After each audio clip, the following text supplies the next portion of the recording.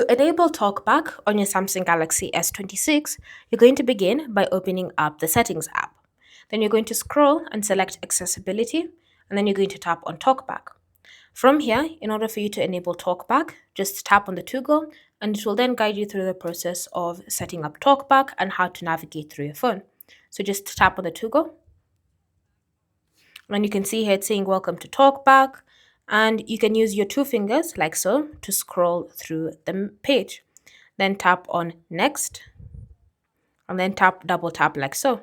So that's how you're going to select things. You're going to tap on it once, and then you're going to double tap just to confirm that choice.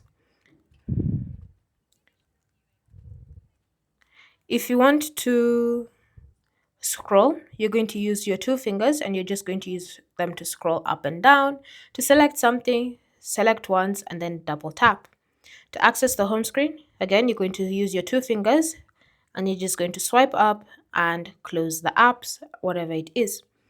If you want to access the apps drawer, you're going to swipe up with your two fingers to access the apps drawer. If you want to launch an app, you're going to go ahead and find the app that you wish to launch. You're going to tap on it once, then double tap to launch that specific app on your device.